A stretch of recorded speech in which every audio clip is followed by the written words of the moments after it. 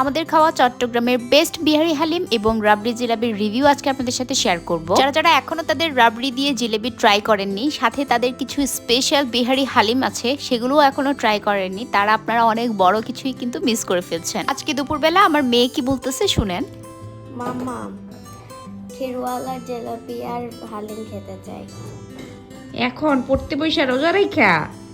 ইফতারের সময়। আচ্ছা ঠিক আছে, আনবো, এনে দিব।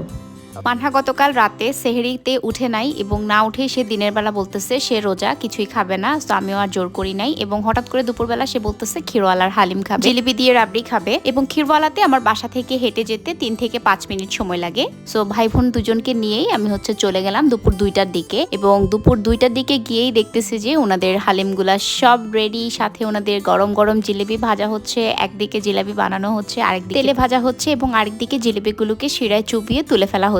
দেখতে কি পরিমাণ টেম্পটিং লাগছিল। ক্ষীরওয়ালার এই রাবড়ি জিলেবি আমার এর আগেও খাওয়া হয়েছে, আমার ফুফাতো বোনকে একবার খাওয়াইছিলাম। আপু তো এখনো ওনাদের এই রাবড়ি জিলেবির কথা বলে, এতটাই মজা পাইছিল আপু এটা খেয়ে। আমি দুপুর 2টার দিকে গিয়েও একদমই অবাক, বিকজ একদিকে ওনারা বানাচ্ছিল, আরেকদিকে সব শেষ হয়ে যাচ্ছিল। আমি এর আগে কয়েকদিন কাজ শেষে ফিরে আসার সময় চাইছিলাম ওনাদের থেকে হালিম অথবা জিলেবি আনবো, বাট ততক্ষণে গিয়ে দেখি যে সবই শেষ। মানে 2টা থেকে শুরু করে 5টার মধ্যেই ওনাদের জিলেবি হালিম সবকিছু অলমোস্ট শেষ হয়ে যায়। ক্ষীরওয়ালার হালিমগুলো কিন্তু সবার চেয়ে একদমই ডিফারেন্ট, বিকজ এগুলো হচ্ছে বিহারি হালিম। হালিমের স্মেলটা পেলেই ডিফারেন্টটা বোঝা যায়। 3 ধরনের হালিম অ্যাভেলেবেল ছিল, বিফ হালিম, মাটন হালিম এবং চিকেন হালিম। এবং প্রত্যেকটাতেই সাফিসিয়েন্ট অ্যামাউন্ট অফ মিট দেয়া ছিল, যেটা সবাই অনেক বেশি পছন্দ করে। এবং ট্রাস্ট মি, ওনাদের হালিমগুলা কিন্তু অনেক বেশি মজার। হালিম তো ওনাদের রমাদান স্পেশাল একটা আইটেম। এছাড়াও ক্ষীরওয়ালার আরো যত সুইট আইটেম আছে সেগুলোর আমি ডাই হার্ট ফ্যান। ক্ষীরওয়ালা যবে থেকে মেহেন্দিবাগে আছে এরপর থেকে আর কোনো জায়গার মিষ্টি আমার মজা লাগে না, এতটাই ফেভারিট আমার ওনাদের সুইটস আইটেমগুলো। জিলেবি এবং হালিম ছাড়াও ওনাদের আরো কিছু স্পেশাল স্ন্যাক্স এবং ফ্রাইড আইটেম রোজার জন্য অ্যাভেলেবেল আছে,